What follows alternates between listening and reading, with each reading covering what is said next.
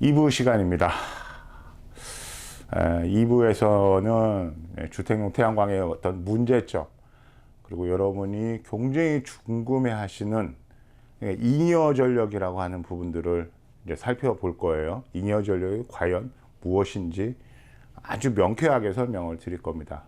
그렇게 하고 내 집에 설치되는 태양광 설비가 어떻게 한전하고 연결이 되어 있는지, 그리고 이 연결되어 있는 현행의 제도의 문제점을 한번 짚어볼 것이고요. 그래서 뭐 이렇게 문제점이 나오면은 개선 방향도 나와야 되겠죠. 그런 부분을 살펴볼 겁니다. 3부에서는 집에 설치되는 태양광 설비를 이용해서 응용할 수 있는 부분들을 하고, 앞으로 여러 가지 그 변화무쌍한 여러 가지 이제 악조건, 이런 것들이 이제 우리가 좀 예상할 수 있잖아요. 재해상 같은 경우 그랬을 때 태양광은 빛만 있으면 발전을 하니까 집에 설치되어 있는 3kW 태양광 설비를 가지고 만약에 한전에서 전기가 공급이 되지 않아도 태양광에서 나온 전력을 가지고 사용할 수 있는데, 어떻게 해야 사용할 수 있는지, 필요한 조건들은 무엇인지, 이런 부분들을 이제 3부에서, 이 다음 시리즈죠, 이제 거기에서 얘기를 해볼 겁니다. 1부에서는 지금 현재 2024년 4월 현재 여러분들이 어떠한 보조도 받지 않고 순수하게 내가 필요한 시점에 태양광을 설치할 수 있는, 그러니까 보통 이제 자부담이라고 그래요. 자부담에 대한 부분들을 안내를 해드렸습니다. 다시 한번 볼까요? 보통 3kW 같은 경우에는 아주 준수한 국내산 전지판을 가지고 설치할 경우에 320만 원부터, 그리고 이제 좀 용량을 좀 크게 하고 싶다고 했을 때 하는 이제 5kW 같은 경우에는 530에서 550만 원 정도면은 설치가 가능하다는 거. 그리고 이제 6kg가 넘어가게 되면 600만 원이 좀 더 들어가는, 이 부분을 이제 일부에서 안내를 해드렸습니다. 조금 있다가 이제 전지판 얘기해서 다시 한번 이제 일부 내용을 좀 잠깐 언급을 할 건데요. 일단은 내 집에 설치되는 태양광이 한전하고 어떻게 연결되는지 그 부분을 한번 제가 그림을 간략하게 그려서 여러분들이 쉽게 이해할 수 있도록 해드릴게요. 일단 전지판을 그려볼게요. 지붕에 있든 뭐 밖에 있든 상관없습니다. 현재는 이제 6장으로 구축이 돼요. 지금 현재는 이게 한 장에 이제 500와트 정도 되는 전지판입니다. 그러니까 500와트 6장이니까 곱하기 6 하면은 3000와트가 돼서 얘가 이제 3kW가 되는 거잖아요. 자, 이 전지판은 햇빛을 받으면 무조건 전력을 생산을 합니다. 그리고 여기서 사용되는 전력은 DC 전력을 출력을 해줘요. 통상 6장이니까 46에 24, 약 한 6, 4, 이거 한 대략 한 300V, 그러니까 DC 300V 정도의 이제 전압을 가지고 최대 이제 10A 정도의 전류를 가지고 출력을 해줍니다. 그래서 여기서 이제 에너지 흐름은 빨간색으로 할게요. 여기서는 전력이 이렇게 나옵니다. 전력이 나오면 이제 얘를 DC 300V 되는 전력을 우리가 쓰는 이제 그 주택용 220으로 바꿔야 되니까 이게 이제 전력 변환기라고 그래요. 전력 변환기. 인버터라고 하는 물건입니다. 인버터에 유입이 되면 인버터에서 출력을 하죠. 출력을 해서 얘는 이제 220V로 출력을 합니다. 그러니까 교류예요. 얘는 AC 220V. 우리가 한전에서 전기를 받아서 우리가 실생활에서 쓰는 교류 220V 전력을 인버터가 생산을 하게 됩니다. 그러니까 인버터는 항상 이제 표시가 이렇게 되어 있어요. 그래서 이 앞에가 DC, 이 앞에가 AC, 이게 이제 인버터의 표시 기호입니다. 자, 여기에 우리 집이 있습니다. 집이 있습니다. 그러면 이제 지부에서는 필요한 전력을 이렇게 연결을 해요. 이렇게 연결을 합니다. 여기에는 이제 차단기가 걸리죠. 차단기.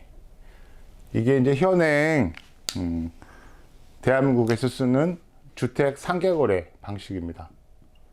상계거래 결선도라고 할 수 있을 거예요. 자, 이 그림을 잘 보시면 전지판에서 생산된 전력이 전부 다 이 방향으로 이제 이렇게 나오게 되고요. 인버터에 유입이 된 다음에 교류 220V로 출력이 됩니다.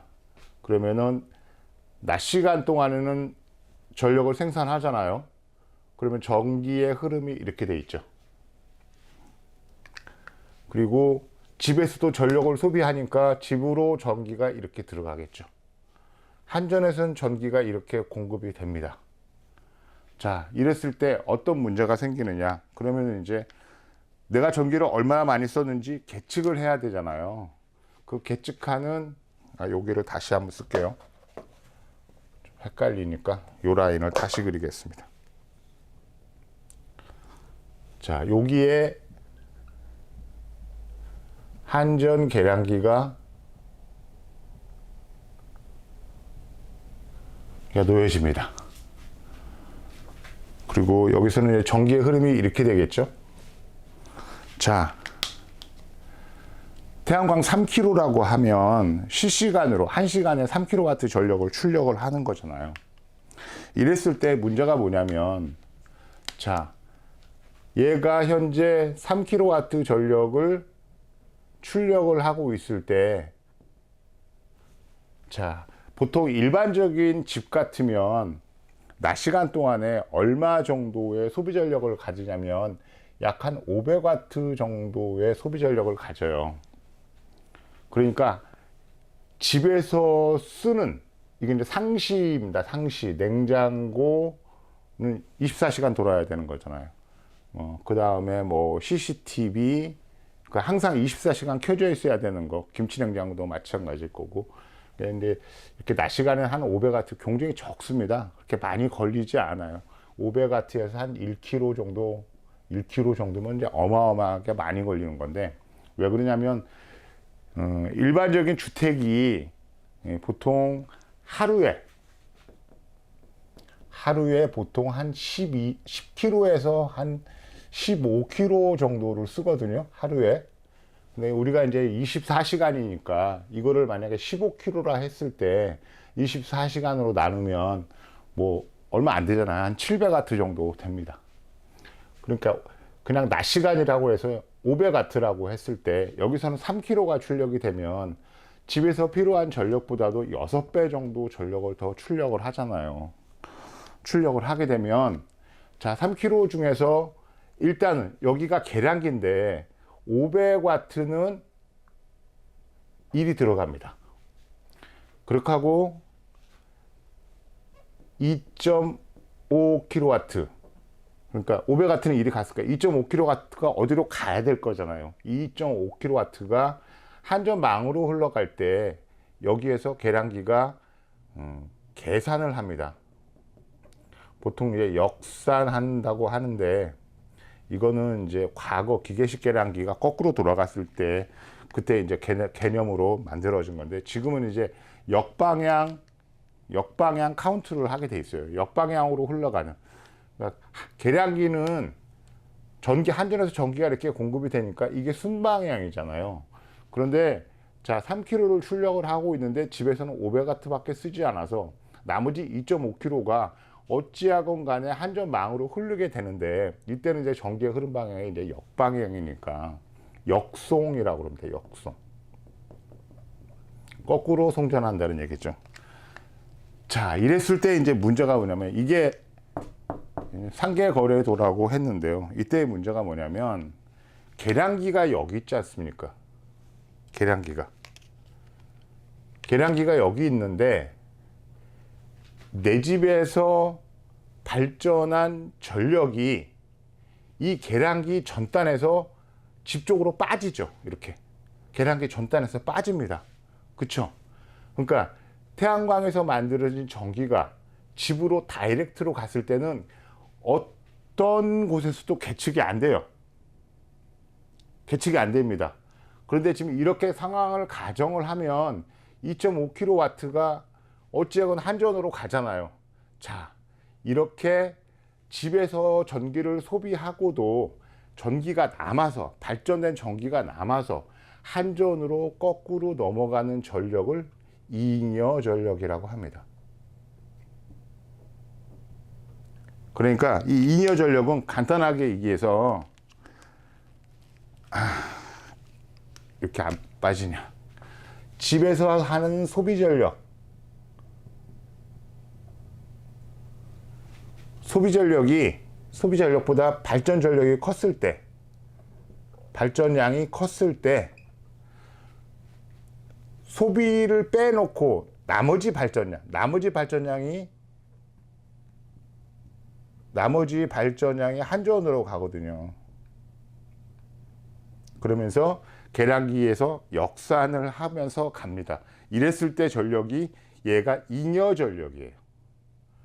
그러니까 흔히들 내가 분명히 3kW 태양광 설비를 했는데 한전에서 전기요금 고지서가 넘어오면, 태양광을 설치하고 나면 잉여 전력이라는 항목이 따로 표시가 하나 더 늘어납니다. 그러니까 태양광이 없는 주택에서는 전기요금 고지서에 잉여 전력이라는 란이 없어요. 태양광을 설치하고 나면 잉여 전력이라고 하는 부분이 표시가 됩니다. 그리고 잉여 전력에서 이렇게 발전 시에 집에서 소비하고 나머지가 넘어가게 되니까 잉여 전력은 실제로 순수하게 태양광 발전 설비에서 발전한 전력량보다 잉여 전력은 항상 작습니다. 그런데 통상 이제 사람들이 그 잉여 전력을 내 집에 설치되어 있는 태양광의 완전한 발전량이라고 오해를 하는 거예요. 그래서 가끔씩 근데 저한테 전화가 옵니다. 우리 집에 태양광이 저번 달에 100kW 밖에 생산을 못 했대요. 뭐 100kW 정도 되면 꽤 많은 양이니까. 그런데 뭐 30kW, 뭐 40kW 밖에 생산이 안 됐대요. 그럼 제가 묻죠. 아니, 그걸 어떻게 알아요? 그랬더니 전기요금 고지서에 잉여 전력이라고 표시된 부분이 30kW, 40kW 밖에 안 된다는 거예요. 자, 그랬을 때는 어떤 상태냐면, 집에서 소비량이 굉장히 많아서 한전으로 넘어갈 수 있는 전기량이 작다는 겁니다. 태양광 설비에서 발전을 제대로 안 하는 게 아니고, 그냥 태양광에서 발전을 하면 일단 집 쪽으로 먼저 가게 돼 있어요. 집에서 전기를 쓰게 되면. 그리고 나머지가 계량기를 통해서 잉여라고 하는 부분을 만들어내면서 넘어가니까, 자, 만약에 우리 집의 태양광이 정말로 얼마를 한 달 동안 발전하는지 알고 싶다, 그랬을 경우에는 집안의 차단기를 끊으면 돼요. 그러니까 여기 전력을 끊어버리면 됩니다. 당연히 집에서는 전기를 못 쓰겠죠. 보통 이제 집안의 차단기는 이제 신발장에 있거나, 이제 최신 뭐 한 2, 3년 내에 지어진 집들은 이제 차단기 박스를 신발장 같은 데다가 집어넣지 못하게 돼 있어요. 안전상의 문제 때문에. 유사시에 무슨 문제가 생기면 사람이 바로 차단기를 조작할 수 있게 그렇게 접근성이 쉬운 방식으로 이제 건축법이 바뀌었어요. 그런데 옛날 집 같은 경우에는 거의 대부분 신발장 안에 차단기가 들어있잖아요. 그 신발장에 들어있는 차단기의 가장 큰 차단기, 메인 차단기를 꺼버리게 되면 이 선이 잘리게 되거든요. 그러면은 한 달 동안 발전을 한 양이 전혀 소비가 없이 그냥 한전으로 흘러갑니다. 그러면은 전체 발전량이 잉여 전력으로 해서 표시가 될 거예요. 그런데 이렇게 계측할 수 없잖아요. 우리가 한전 전기를 끊고 어떻게 살아요? 그렇죠. 자, 지금 제가 말씀드리려고 하는 부분들은 전기요금 고지서에 잉여 전력이라고 표시된 부분은 실제로 태양광이 발전을 해서 내 집에서 쓰고 나머지 전기를 얘기하는 겁니다. 좀 요 부분도 사실은 좀 어폐가 있긴 한데 여러분들이 쉽게 이해를 하시려면 우리 집에 태양광 발전기가 발전을 하고 그 발전된 전기를 내가 집에서 쓰는데 쓰는 양보다 발전량이 많아서 한전으로 넘어간 양을 얘기하는 거예요. 쉽죠? 그러니까 잉여 전력이라고 표시된 이 잉여 전력이 전체 발전량을 얘기하는 건 아니죠. 집집마다 다 다릅니다. 잉여 전력량은. 왜냐하면 전기를 소비하는 양들이 다 다르기 때문에 그래요. 잉여 전력이라 하는 부분을 정확히 설명을 해드렸으니까, 그러니까 요 부분이죠. 그런데 이제 여기서 이제 문제가 생깁니다. 이게 굉장히 좋은 방식 같아요. 현행 상계거래의 문제점이 이제 이거를 이제 필드에서 실제로 이렇게 다양한 경험을 하지 않은 사람들은 이거 상당히 괜찮은 것 같아. 내 집에 돼 있는 발전기에서 전기를 발전을 하면 그냥 다이렉트로 내가 내 집에서 쓰고, 그리고 반대로 이제 발전량보다 소비량이 크면 전기가 모자라잖아요. 그러면 또 한전에서부터 자동으로 모자란 만큼 전기를 공급받으니까 집에서 전기를 쓰는 데는 전혀 문제가 없는 거거든요. 그러니까 굉장히 합리적인 것 같습니다. 근데 여기에 이제 함정이 있어요. 어떤 함정이냐면, 집에다 태양광을 설치한다는 얘기는 일단 표면적으로 두 가지 이유가 있습니다.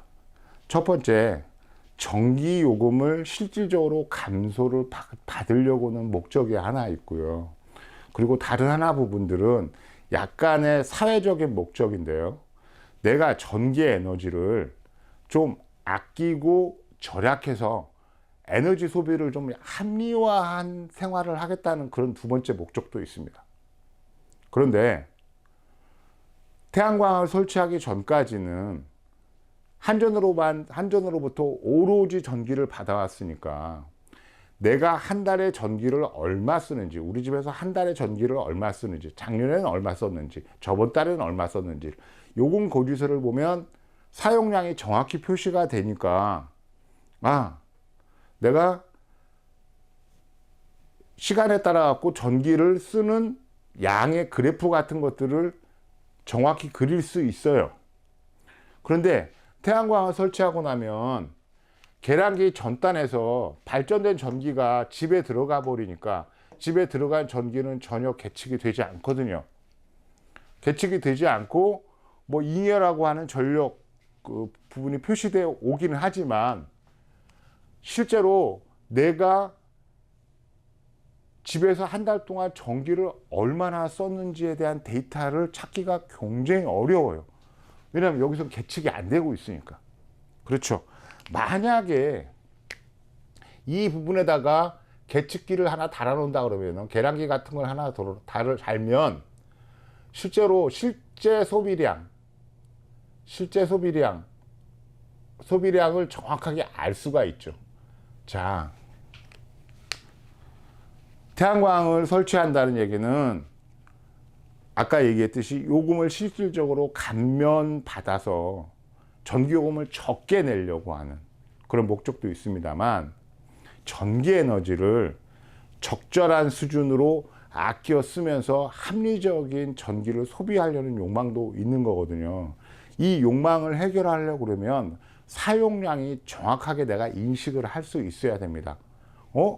내가 이번 달은 저번 달보다 전기를 더 많이 썼네? 어디에서 불필요하게 소비되는 전력은 없는 건가? 뭐 이런 생각을 하면서 전기 소비를 조금 더 주의할 수 있어요. 이게 이제 앞으로 우리가 마주하게 될 완전한 이제 그 전력 패러다임의 그 전환 이후에 실제로 우리한테 요구되는 어떤 사회적인 모습일 거예요. 그런데 이런 상계 방식에서는 실제 소비 전력량이 측정이 안 되니까 그냥 뭐 전기요금이 많이 줄면 뭐 됐지 이 정도에서 끝나요. 태양광을 설치하고 나서부터는 실제로 내가 한 달에 얼마의 전기를 썼는지가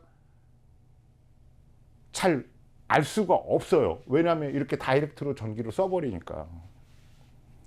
그래서 이 상계 방식이 대단히 단순하고 직관적이고 그래서 좋기는 합니다만 뭔가 다른 하나의 조건, 그러니까 에너지를 소비하는 조금 더 합리적인 어떤 태도나 이런 것들이 요구될 때에는 실제로 내가 한 달에 정확하게 전기를 얼마나 소비하고 있는지를 추적하기가 굉장히 어렵기 때문에 이런 부분을 도출하기, 이런 부분을 유도하고 각 개인이 어떤 전기를 절약해 쓰거나 하는 부분을 하게 하는 이런 이제 유인인자가 좀 모호해져 버리는 그런 부분이 있습니다. 이해되시죠? 뭐 얘기하다 보니까 상계거래와 잉여 전력 그리고 이제 개선안 같은 것들을 지금 얘기를 했는데, 뭐 이런 부분들은 이제 상계거래 방식에서 이제 개선을 하는 방식은 뭐 이거 말고도 이제 여러 가지가 있어요. 뭐 요 앞에 요 지금 이제 그 서로 여기가 이제 크로스 돼 가지고 이렇게 전기가 이제 이렇게 해서 다 크로스 되잖아요. 여기에 별도의 장치를 달아서 집으로 들어가는 양도 계측하고, 거꾸로 태양광에서 한전으로 흘러가는 양도 계측하고, 한전에서 순수하게 집으로 오는 양도 계측을 해 놓으면, 아, 우리 집에 전체적으로 한 달 동안 내가 전기를 순수하게 얼마를 썼고, 그 중에서 태양광을 통해서 얼마의 도움을 받았고, 얼마의 전력을 한전으로부터 끌어왔구나 하는 부분이 명확해지면 조금 더 합리적인 에너지 생활을 할 수 있게 됩니다. 그러니까 지금은 이제 이런 것들이 없어요. 그러니까 향후 조금 더 태양광에 대한 여러 가지 사회적인 투자나 이런 부분들이 좀 일어났을 때, 제가 생각했을 때는 이런 상계 방식의 어떤 맹점 같은 것도 좀 개선이 됐으면 하는 그런 욕심이 있습니다. 그리고 실제로 이제 이런 부분 때문에 저희가 특허도 진행해서 별도의 이제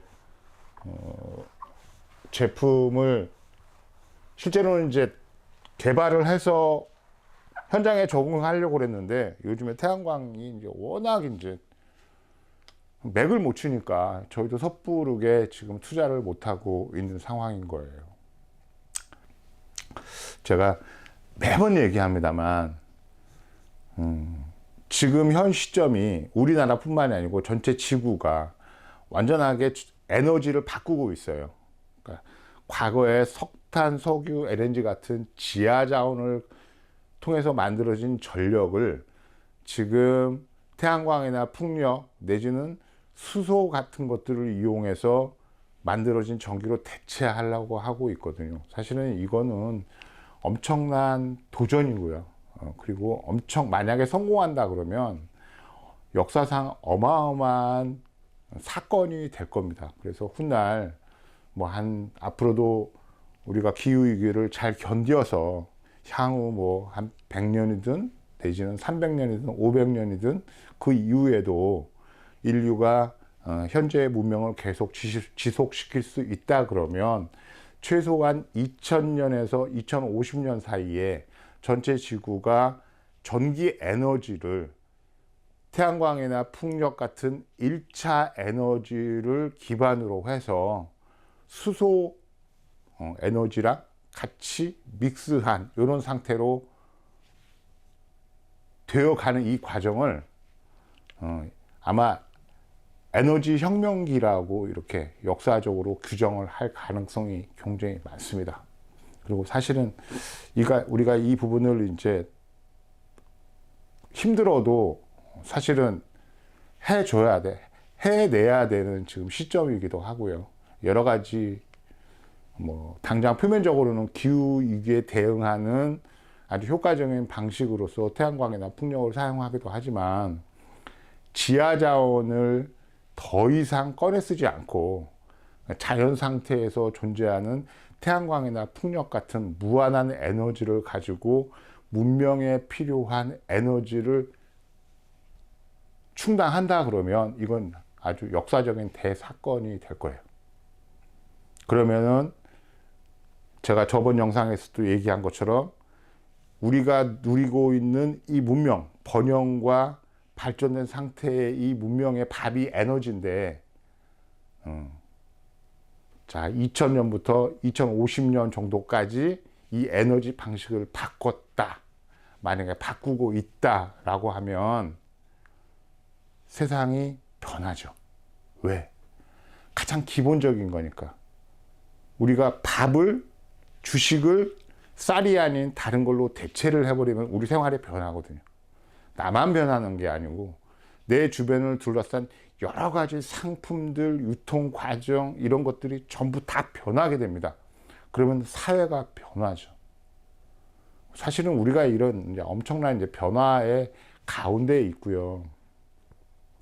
이 변화는 사실은 우리나라가 좀 과감하게 투자하고 그리고 뭐 혁신적으로 좀 앞장을 서서 먼저 진행을 한다 그러면 우리가 다가오게 될 새로운 사상의 새로운 세계의 어떤 블루오션 같은 것들을 개척할 기회를 더 많이 갖게 되지 않을까, 뭐 이런 생각을 해요. 실제로 그런 부분이 필요하기도 합니다. 우리가 IT 강국이 되어서 사실은 이렇게 순식간에 한 3, 40년 동안에 아주 급속하게 성장할 수 있었던 기반은 사실은 IT 기반이 아주 중요했던 거예요. 중요했어요. 그런데 김대중 정부 시절에 전국에 광통신망을 깔고 통신 인프라를 구축을 하고 해서 지금은 이제 미래라고 할 수 없지만 IT 강국으로 도약할 수 있었고요. 그 IT 강국이 됨으로써 우리가 여러 가지 다양한 새로운 먹거리들을 창출하면서 번영할 수 있었잖아요. 그런데 지금 현재는 이제 이런 부분들도 어느 정도 생명력을, 그러니까 생산성이라고 그러죠. 이런 부분이 이제 줄어들고 있고, 그러면 다음에 올 블루오션은 뭐냐? 결국은 에너지를 전환하는 이 과정에서 우리가 블루오션을 찾아야 되는데, 지금 우리는 이제 거꾸로 가고 있죠. 거꾸로 가고 있습니다. 제 영상에도 뭐 그런 얘기들이 참 많이 달려요. 태양광은 뭐 산을 다 파괴하고 그리고 국토도 좁고 뭐 어쩌고저쩌고 해서 우리는 태양광을 할 수 있는 조건이 되지 않으니까 제발 저는 뭐 태양광 좀 그만했으면 좋겠다 라고 하고 거의 대부분 중국산 전지판을 갖다가 그냥 다 깔아버리니까 중국만 돈을 벌고 우리는 그냥 녹지도 잃어버리고 산도 황폐화 시켜 가면서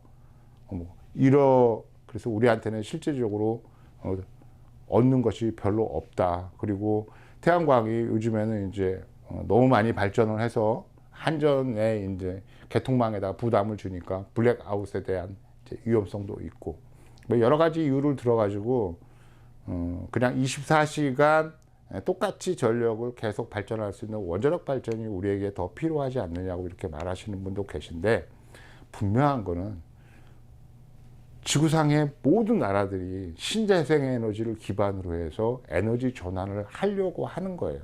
하고 있는 중이고, 우리 혼자서 독불장군으로 우리는 그냥 원전할래 이래 가지고는 전 세계가 마치 정교한 톱니바퀴처럼 물려져 있고 모든 물류가 다 개방돼 있어서 하나의 시장으로 통합되어 있는 이 지구라고 하는 경제 공동체 내에서 우리가 어쩌면 왕따가 될 수도 있고요.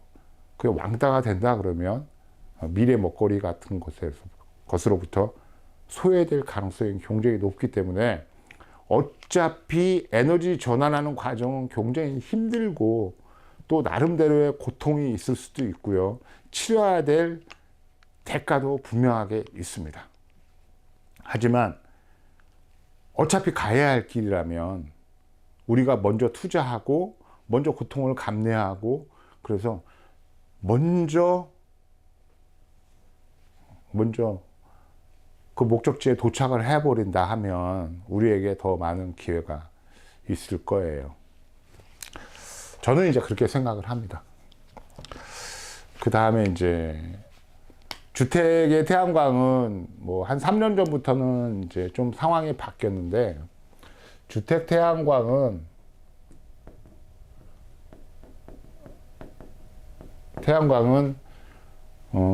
한 2020년까지는 거의 보조 사업, 그러니까 무상 보조죠. 무상 보조 사업으로 무상 보조가 이제 거의 주도적으로 이제 이끌어 왔어요. 그런데 그 이후로 현재까지 점점점 매년 이제 해가 갈 때마다 자부담 시장이 계속 커지고 있어요. 자부담. 그러니까 모든 설치 비용을 그냥 본인 스스로 다 부담하는 자부담에 대한 시장이 점점 더 커지고 있습니다. 이 이유는 뭐냐면, 태양광이 예전처럼 막 1,000만 원이 넘고 뭐 이렇게 비싼 가격이 아니에요. 2009년만 하더라도, 2010년만 하더라도요, 그때는 태양광이, 주택에 설치되는 태양광 한 세트가 뭐 1,600만 원, 1,800만 원 그랬습니다. 그러니까 1,600만 원, 1,800만 원을 들여가지고 집에다 3kW 태양광을 하는 거는 사실은 말도 안 되잖아요. 그렇죠?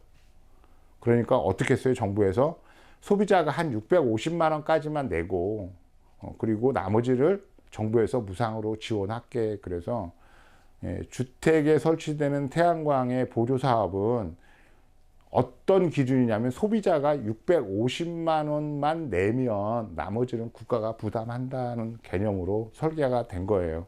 그런데 지금 현재 태양광이 아까 영상 초반에서 얘기했듯이 한 뭐 주택에 한 순수 자부담으로 한다고 해도 320만 원 정도면 설치가 가능하기 때문에 태양광의 가격이 지속적으로 하락을 하면서 이렇게 보조 사업을 통해서 설치가 되는 양도 분명히 있지만 순수 자부담 시장도 계속 커지고 있다는 겁니다.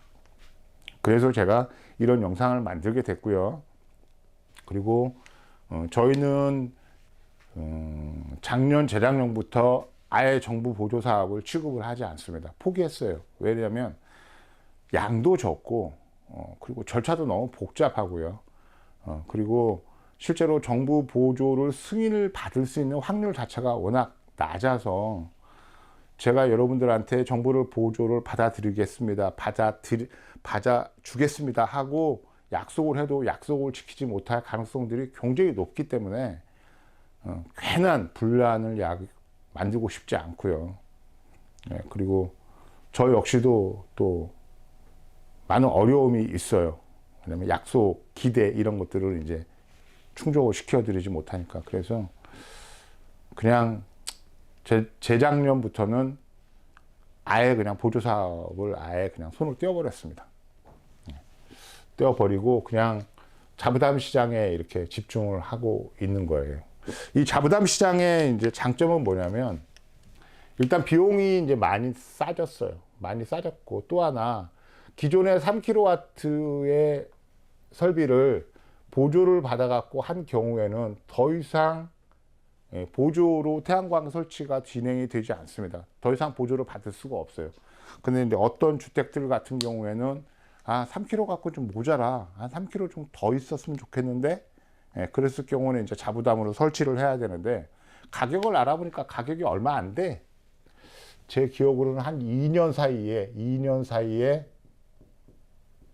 100만 원 정도 낮아졌어요. 100만 원 정도가 하락했습니다. 그러니까 가격이 엄청나게 많이 싸진 거예요, 지금 현재. 이 보조 사업은 또 어떤 부분이 있느냐면, 이게 정부에서 사업을 주관을 하는 거잖아요. 그러니까 설치 시기를 내가 원할 때 설치를 받을 수가 없어요. 정부에서 사업안이 올라가면 정부에서 승인을 하고, 그리고 승인한 수에 따라서 업체들은 사실은 뭐 어느 업체가, A라는 업체가 만약에 예를 들어서 50건을 정부에 올렸는데 그 50건이 승인이 다 안 나거든요. 뭐 많이 나면 한 20건 정도 납니다. 20건도 굉장히 많이 나는 거예요. 근데 그 20건이 한꺼번에 승인이 나는 게 아니고요. 한 2, 3개월이라고 하는 그 시간을 두고 이제 20개가 전량이 이제 승인이 나거든요. 그러면 그 3개월쯤 있다가 그때서야 이제 20개 설치할 분량에 대한 전지판을 구매하고 인버터를 구매하고 구조물을 이제 뭐 가공을 하든가 구조물을 이제 의뢰하고 전문 제작 공장에 의뢰하고 합니다. 그러니까 그렇게 되면 이제 보통 4월 달에 정부 심사가 들어가서 계속 승인이 난다 하더라도 뭐 에어컨을 이미 켰어야 되는 7월 달이 지나야지만이 업체들은 우리가 그냥 정부에서 물량을 20개 정도밖에 승인을 못 받았으니까 이제 20개를 가지고 제품도 구매하고 어쩌고저쩌고 하고 준비해 가지고 태양광을 설치하자 그러면 이제 가을에서나 설치가 되는 거예요. 또 금방 얘기했듯이 정부에다 신청을 했는데 아예 이제 접수가 되지 않거나 아니면은 심사하는 과정에서 이제 탈락이 되는 경우 같은 경우에는 또 보조를 받으려면 1년을 또 기다려야 되잖아요. 그렇죠. 그런데 그냥 이 자부담 시장은 그냥 곧바로 그때 다이렉트로 할 수 있거든요. 그러니까 자부담 시장에서 그냥 필요할 때 설치를 해서 빨리 태양광에 대한 혜택을 받는 것이 보조를 받기 위해서 1년 내지는 어느 집은 심지어 뭐 2년, 3년도 기다리시는 분들도 있어요. 그런데 그 기다리는 기간 동안에 태양광으로 이득을 전혀 못 받기 때문에 이게 상대적인 손실이 될 수도 있잖아요. 이제 그런 부분을 감안한다 그러면 보조 사업을 통해서 내가 남들보다는 작은 부담금을 가진다 하더라도 실제로 적시에 순수 자부담으로 태양광을 설치하는 거하고 일단은 큰 차이가 없어요. 그리고 또 하나 이 자부담 시장은 그냥 내가 원하는 시점에서 바로 설치가 되기 때문에 설치가 언제 되나 하고 기다리는 스트레스를 받을 일이 없습니다. 그래서 자부담 시장이 계속 커지는 거예요. 그리고 아까 얘기했듯이 보조는 3kW밖에 되지 않는데 요즘에 최근에는 이제 보통 뭐 아예 처음부터 이제 5kW 내지는 뭐 한 6kW 정도 와트로 이제 태양광을 구축하시려는 분들도 굉장히 많기 때문에 아까 얘기한 대로 정부 보조는 3kW밖에는 안 해주거든요. 그럼 나머지 필요한 용량은 내가 또 자부담을 해서 해야 되는데 이 설비들이 설치되는 시점도 다르고 또 두 개의 설비를 하나 설비처럼 이렇게 잘 좋은 디자인으로 이렇게 잘 마무리할 수 있는 그런 부분도 어려우니까 그냥 이것저것 생각할 필요 없이 내가 좀 더 돈을 더 들여서 그냥 자부담으로 설치를 해야 되겠다 하는 분들이 이제 계속 늘어나고 있어서 자부담 시장이 계속 커지고 있다는 얘기를 하는 거고요. 이 보조 사업이 실제로는 보조를 받은 사람하고 보조를 받지 않는 사람하고 이렇게 나눠버리면 뭐 누구는 보조를 받고 누구는 보조를 안 받으면 보조를 안 받은 사람들이 실제로 보조금이 상대적으로 이제 놓쳤다고 생각을 하니까 상대적인 박탈감 때문에 태양광을 하려고 생각을 했다가도 보조 없어? 그럼 뭐 내년에 해야지. 뭐 이래서 이제 태양광이 확산되는 부분들을 막고 있는 거예요. 제가 어떤 분이 그렇게 써놨더라고요. 뭐 다른 영상에다 이렇게 써놓은 건데 누구네 집은 80만 원 들여서 했다니까 앞으로 태양광은 더 많이 필요한데 정부에서 더 많이 이제 무상으로 지원을 해가지고 좀 더 물량을 많이 해가지고 모든 집들이 태양광을 좀 더 쉽게 설치할 수 있게 이렇게 해야 된다고 얘기를 하는데 사실은 제가 금방 써놨었잖아요. 한 집에 320만 원에서 350만 원이면 무조건 태양광 설치가 가능하거든요. 근데 여러분들이 사는 집은 최소한 뭐 한 3억 이상 정도 돼요. 집값은. 자, 3억이 넘는 집에서 뭐 기껏 해봤자 한 300에서 350만 원 정도밖에 안 되는 태양광 설비를 보조금이 있으니까 하고 나는 뭐 100만 원 정도의 태양광을 할 거야. 그래서 보조를 기다리는 것하고 그냥 내가 3억짜리 정도의 집을 살고 있는데 이 정도야 얼마든지 감수해야지 하고 하시는 분들하고 어느 편이 더 좀 합리적이라고 생각할 수 있을까요? 뭐 답은 여러분이 내시는 건데 실제로는 자부담 시장이 계속 커지고 있다는 것은 이렇게 어차피 내 집에 들어가는 설비니까 내가 좀 더 투자를 해서 이 사회에 필요한 신재생 에너지 비율도 내가 좀 높이고 또 내가 필요한 전력을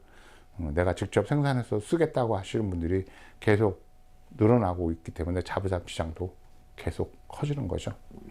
정부 보조 사업은 시간이 딱 정해져 있어요. 기간이 정해져 있으니까. 예를 들어서 정부 보조 사업을 가지고 대한민국의 태양광 산업이 움직인다 그러면 정부 보조 사업은 구매하는 시점이 보통 5월 달부터 6, 7월이거든요. 그때만 이제 업체들이 전지판부터 시작해서 인버터, 뭐 구조물 같은 자재를 구매하는 거예요. 그런데 이렇게 전지판, 인버터, 구조물 뭐 이런 것들은 사실은 1년 365일 동안 골고루 계속 팔려야 되는 거잖아요. 그래야 이 산업이 유지가 될 거잖아요. 또 하나, 이 설치할 때 기술을 발휘하는 전문 인력 같은 경우에도 뭐 예를 들어서 뭐 7월 달 이후부터 시작해서 한 11월까지만 이게 공사가 진행이 된다 그러면은 이 인원들은 나머지 기간 동안에 뭐 손가락 빠나요? 그렇게 산업이 움직이지 않죠. 이 인력들도 지속적으로 태양광 산업이라고 하는 현장에서 일을 하게 하려면 1년 365일 동안 태양광이 계속 이루어져야 되는 거예요. 그런데 이제 보조가 그런 부분들을 가로막고 있는 거죠. 그래서 내가 좀 극단적으로 대한민국의 태양광을 망치고 있는 거, 가로막고 있는, 태양광 확산을 가로막고 있는 건 정부의 보조 정책이다. 그걸로 인해서 태양광 산업 자체가 활성화가 안 되고 있고 태양광 산업에 대한 소비량이 크지 않으니까 결국은 태양광 기자재 업체들도 투자를 적게 하게 되고 계속 악순환. 매년 이 시장이 커지고 기술이 개발이 되고 제품도 계속 더 좋은 제품으로 개선이 돼야 되는데 정부에서 보조금을 가지고 태양광 시장을 이렇게 딱 정해버리는 거예요. 그러니까 태양광 산업 자체가 크지를 않지. 그렇게 해서 지금 현재 태양광 시장에, 대한민국 태양광 시장이 거의 이제 몰락 직전에 놓여 있습니다. 이 대한민국의 태양광 시장의 몰락은 실제로 정부 무상 보조를 아직도 고집하고 있는 에너지관리공단이 모든 책임을 져야 돼요. 태양광 산업을 오로지 보조금 틀 안에서만 규모를 만들고 보조금 틀 안에서만 이루어지게 했고요. 그럼으로써 산업적인 활기도 다 죽였고요. 수없이 많은 업체들이 태양광 산업에 뛰어들었다가 다 손털고 나갔고요. 망한 기업들도 굉장히 많고 이제는 이제 인력들도 일거리가 없으니까 인력들도 많이 현장을 떠났습니다. 좀 씁쓸한 얘기인데 그러긴 해요. 그래서 제발 다음 정부가 들어오면 아마 이 에너지 전환 같은 것들은 이제 블루오션이 될 확률이 많은데 뒤늦게 따라가면 블루오션은커녕 레드오션 되는 그 엄청나게 치열한 시장에서 힘들게 고생할 바에라면 지금 조금 힘들어도 선두에 서서 블루오션을 만들어가는 게 훨씬 더 미래를 위해서 좋은 방향이고 좋은 선택일 수 있으니까 자기 정부는 신재생 에너지 쪽에 좀 과감하게 드라이브를 걸어서 각종 규제도 풀고 뭐 이랬으면 좋겠는 거예요. 자, 오늘 할 얘기는 거의 다 했습니다. 제 3부에서는 이제 이 내 집에 설치되는 태양광을 가지고 어떻게 응용을 할 수 있는지 쉽게 얘기해서 전기차를 공짜로 충전할 수 있는 방식과 그 다음에 태양광을 관리하는 요령, 태양광의 수명, 그리고 앞으로 개발이 되어야 될 태양광의 전반적인 어떤 산업적인 방향 이런 부분을 이제 얘기를 해드릴 겁니다. 오늘 영상은 여기서 마치도록 하겠습니다. 감사합니다.